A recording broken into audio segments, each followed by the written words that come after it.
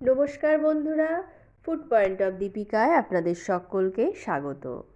আমার আজকের রেসিপি একদম ঝরঝরে মটর পোলাও। ভিডিওটা প্রথম থেকে শেষ পর্যন্ত দেখার অনুরোধ রইল। বাড়িতে কোনো গেস্ট এসে গেলে খুব চটপট এই রেসিপিটা বানানো যায় এবং বানানো খুবই সহজ। খুবই কম উপকরণ দিয়েই এটা বানিয়ে ফেলা যায়। চলুন তাহলে রেসিপিটা শুরু করা যাক। মটর পোলাও বানানোর জন্য এখানে একটা মিক্সিং বোলের মধ্যে আমি নিয়ে নিচ্ছি 200 গ্রাম পরিমাণ দেরাদুন রাইস। এইবার চালটাকে জল দিয়ে ভালো করে ধুয়ে নেব। চালটাকে খুব বেশি রগড়ানো যাবে না, খুবই হালকা হাতে প্রেস করে চালটাকে ধুয়ে পরিষ্কার করে নেব। বেশি জোরে জোরে চেপে চেপে ধুলে কিন্তু চালটা ভেঙে যাওয়ার সম্ভাবনা আছে। এইবার জলটাকে ফেলে দেব। মোট 3-4 বার জল পাল্টে পাল্টে পরিষ্কার করে ধুয়ে নিচ্ছি।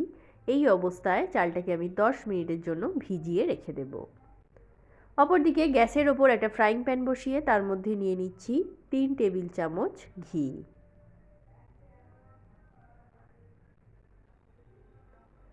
ঘিটা হালকা গরম হয়ে গেলে এর মধ্যে দিয়ে ফোড়নের জন্য দিয়ে দেব কিছুটা গোটা গরম মশলা।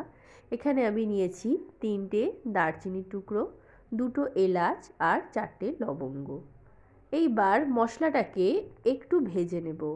মশলাটা থেকে সুন্দর গন্ধ উঠে গেলে তারপর দিয়ে দেব 10 থেকে 12টা পরিমাণ কাজু বাদাম।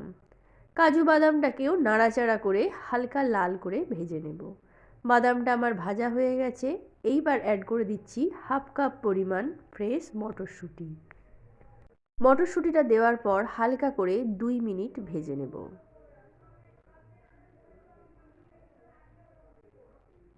মটরশুঁটিটা দেখুন গাটা সাদা সাদা হয়ে এসেছে, এর থেকে বেশি ভাজবার প্রয়োজন নেই।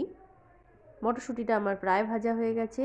এইবার দিয়ে দিচ্ছি জল ঝরিয়ে রাখা চাল। জলটাকে ফেলে দিয়ে আমি চালটাকে একটু শুকনো করে নিয়েছিলাম।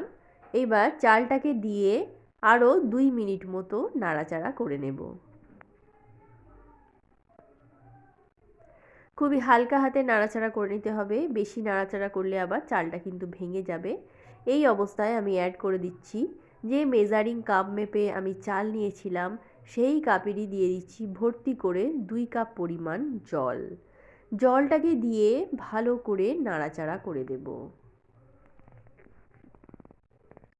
মনে রাখবেন 1 কাপ চালের জন্য 2 কাপ জল অবশ্যই দিতে হবে। দিয়ে দিলাম স্বাদ অনুযায়ী লবণ। লবণটাকে দিয়ে খুব ভালো করে চালের সাথে মিশিয়ে নেব।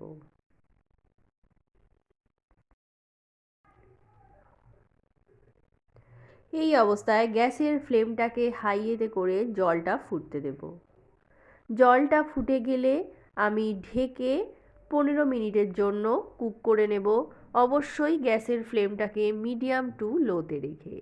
একটা ছোট্ট লবঙ্গ নিয়ে নিয়েছি, সেটা এই ফুটোর মধ্যে দিয়ে দিলাম যাতে হাওয়াটা বেরোতে না পারে। ফিরে আসছি 15 মিনিট পর। 15 মিনিট পর দেখুন আমার রাইসটা সম্পূর্ণ রেডি হয়ে গেছে। এবার এটাকে সার্ভ করে দেখাচ্ছি। দেখুন বন্ধুরা, রাইসটা কতটা ঝরঝরে হয়েছে এবং ভাতটাও কিন্তু খুব পারফেক্টভাবে কুক হয়েছে। তো বন্ধুরা, দেখতেই পেলেন কতটা সহজভাবে আমি রেসিপিটা বানিয়ে নিলাম। এই শীতে অবশ্যই করে একবার এটা বাড়িতে বানিয়ে দেখবেন, খেতে কিন্তু দুর্দান্ত লাগে। ভেজ, নন ভেজ, পনির, আলুর দম সব কিছুর সঙ্গেই খুব ভালো যায় এটা। তো বাড়িতে অবশ্যই করে একবার ট্রাই করবেন। ভিডিওটা ভালো লাগলে লাইক, শেয়ার ও কমেন্ট করতে ভুলবেন না। আর আমার চ্যানেলে নতুন বন্ধু হয়ে থাকলে চ্যানেলটা সাবস্ক্রাইব করার অনুরোধ রইল। পাশে থাকা বেল আইকনটা প্রেস করে দেবেন যাতে করে আমি চ্যানেলে নতুন কোনো ভিডিও দিলে তার আপডেট আপনি পেতে পারেন। তো আজকের মতো এ পর্যন্তই। আবার দেখা হবে অন্য কোনো রেসিপি নিয়ে। ততক্ষণের জন্য নমস্কার।